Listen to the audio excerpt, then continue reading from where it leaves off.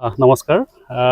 মই আজি যিটো আমি এটা অনুষ্ঠান আয়োজন কৰিছোঁ, বিশেষকৈ আপোনালোকে জানে যে নেহৰু আঞ্চলিক হাইস্কুল গল্ডেন জুবলি চেলিব্ৰেশ্যন 20, 22 আৰু 23 নৱেম্বৰত হ'ব গৈ আছে।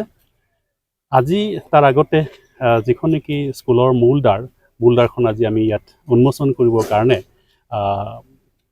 বীৰঙ্গনা সতীশ আদনী ৰাজ্যিক বিশ্ববিদ্যালয়ৰ উপাচাৰ্য প্ৰফেসৰ জি সিংহায়া ছাৰক আমি ইয়াতে আমন্ত্ৰণ কৰিছিলোঁ। তেখেতে এইমাত্ৰ মূলদ্বাৰখন তেখেতে উদ্বোধন কৰিলে।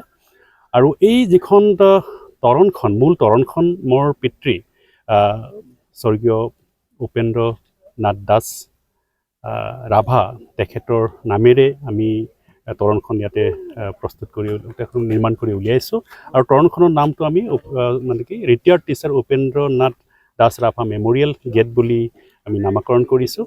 আৰু এই ক্ষেত্ৰত মানে বিশেষকৈ এই যিটো নেকি এটা কাম কৰাৰ যিটো সুবিধা আমাক দিলে, আমাৰ পৰিয়ালক দিলে, তাৰ কাৰণে এই নেহৰু আঞ্চলিক হাইস্কুলৰ মানে কৰ্তৃপক্ষ, শিক্ষক-শিক্ষয়িত্ৰী কৰ্তৃপক্ষক মই ধন্যবাদ জনাইছোঁ যে এজন ইয়াত শিক্ষক হিচাপে তেখেতৰ যিটো অৰিহণা, বা আমি পৰিয়ালে বা মই এজন তেওঁৰ বৰপুত্ৰ হিচাপে মানে অকণমান কিবা এটা কৰিবৰ কাৰণে যিটো সুবিধা কৰি দিলে, তাৰ কাৰণে মই স্কুল কৰ্তৃপক্ষক ধন্যবাদ জনাইছোঁ।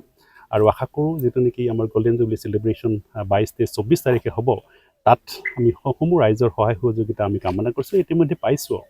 গতিকে আজি যিটো এই প্ৰগ্ৰামটোৰ পিছতে আমাৰ এটা কাৰ্যসূচী আছে, তাত দেখিছোঁ যে এই অঞ্চলৰ বহুতবিলাক প্ৰাক্তন ছাত্ৰ ছাত্ৰী বা ৰাইজ ওলাই আহিছে, তাৰ কাৰণে তেখেতক মই ধন্যবাদ জনাইছোঁ। আপোনালোকৰ পিতৃ এইখন বিদ্যালয়তে কাম কৰে? মোৰ দেউতা, আমি একচুৱেলি বাবা বুলি কওঁ, তেখেতে এইখন স্কুলৰে হাইস্কুলৰ শিক্ষক আছিলে, সহশিক্ষক আছিলে।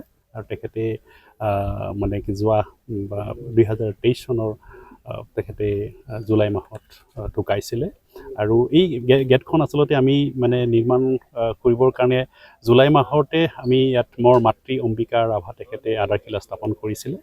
আৰু আজি এইখন সম্পূৰ্ণ হৈ উঠিলে, আজি শুভাৰম্ভ কৰিলোঁ। আৰু এইখন আমি স্কুলৰ কাৰণে আমি মুকলি কৰি দিছোঁ।